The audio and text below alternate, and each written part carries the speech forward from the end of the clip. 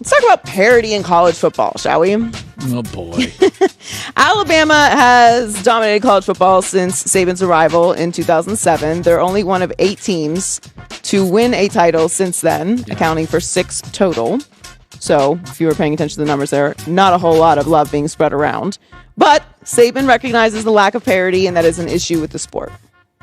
One of the things that I'd like to see us be able to work back to is, everything in college football has always had parity. Same scholarship, same academic support, healthcare, whatever it is.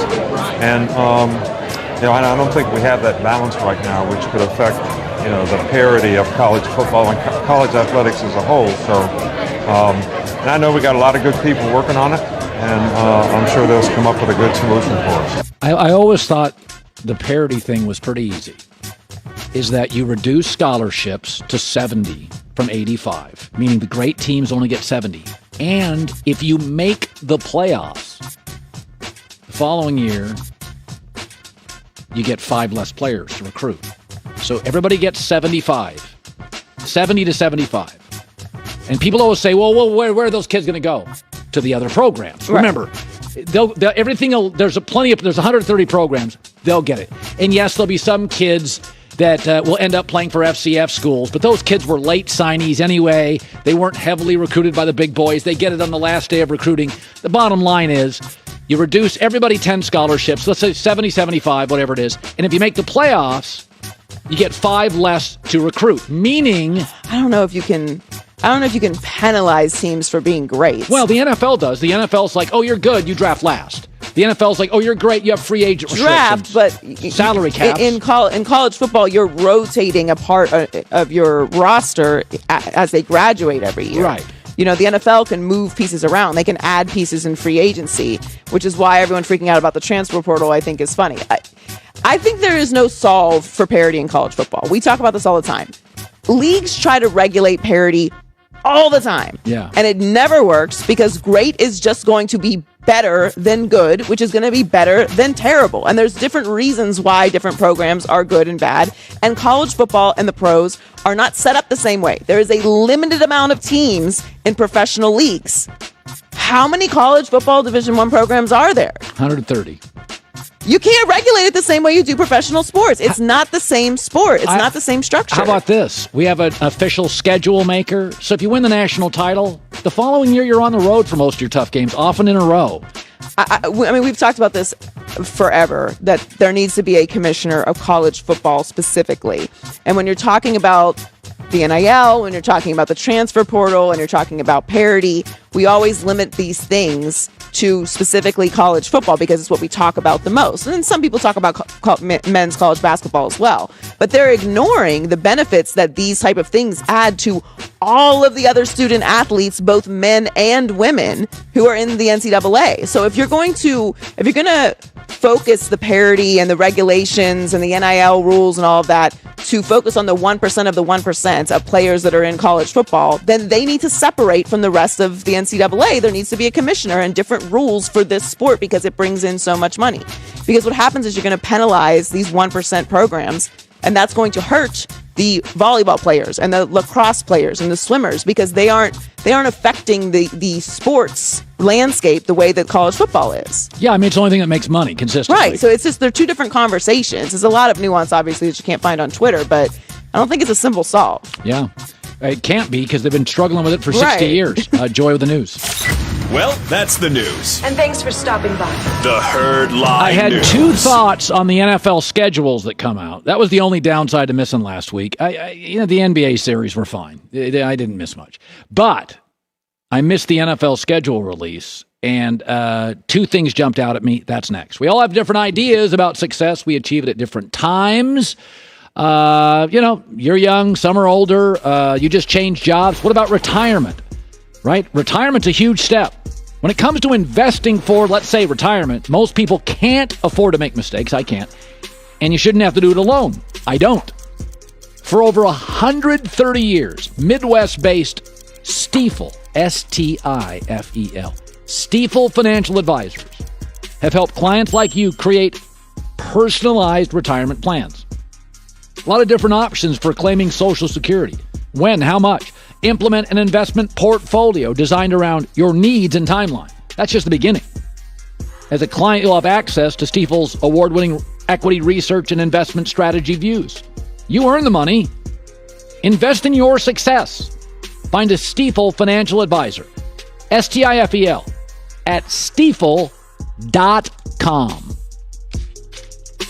Here we go. Where Colin was wrong. Well, you know, I love me some Chris Paul, but he just evaporated against Dallas in that series. After game 2, he averaged 9 points and was minus 57. Like bad. And it does feel like increasingly in every playoff series by the end of it, he's limping off the floor. Listen, it's sports. Guys age fast. He aged fast. He's 37. Where Colin was right. I said John Morant. He's remarkable. I really worry about his durability, and he missed the last 3 games against the Warriors. I don't question his talent. He's very Derrick Rose. He's 174 pounds. He's not yet a great shooter. He's a small guy, wildly talented and electric, unbelievably dynamic, a blast to watch, and I love him. But this is Derrick Rose. Kind of fragile. When you don't shoot, you're not a great shooter, like a Steph Curry or a Steve Nash in their prime. You drive to the basket to score against guys that weigh 238 pounds, 268 pounds. So this kind of became twice this year, injuries, long regular season sabbatical, and a hiatus at the end of this series. Where Colin was wrong. Well, I took the Bucks to beat the Celtics in 7, but no Chris Middleton was just too much to overcome. And Boston, I would say this about Milwaukee. They got to get a little more athletic.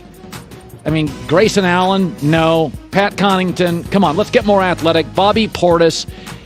You know, you won a title, but in the last 6 years, you've been eliminated 4 times in 6 years, first or second round. So, and Giannis, when he's not hitting that mid-range jumper, you know, that offense dries up really, really fast, and Boston's defense made it even tougher. Where Colin was right. The Nets general manager, Sean Marks, called out Kyrie Irving, who I said during the year is the only star I can think of I would trade bench players for. I think he is a chemistry killer. Here's Sean Marks last week.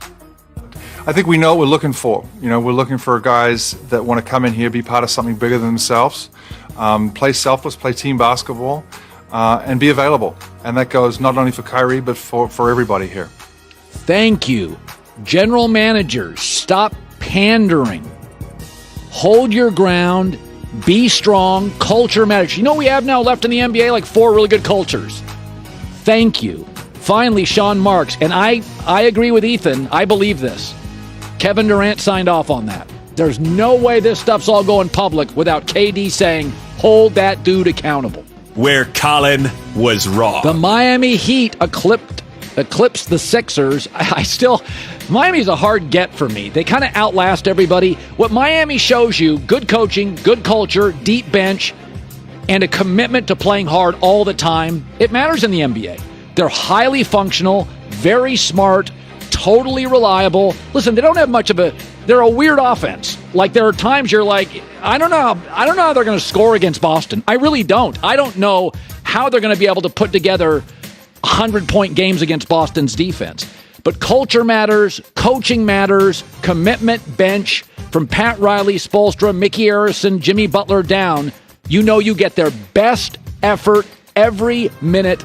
Boston, Miami may not be the most gifted series of all time. It will be one of the more intense playoff series. They've yet to lose a home game in the playoffs. Where Colin was wrong. The Suns didn't lay an egg. They laid a dinosaur egg in Game 7. Good God, Chris Paul and Devin Booker were MIA. They looked tight. They really looked kind of off and scared, and the offense. And, you know, one of the things you kind of find out with Devin Booker, he doesn't really create for others, because what Dallas did defensively is, all right, dude, we're going to turn you into a playmaker. Go make others better. And it's not really what Devin Booker does.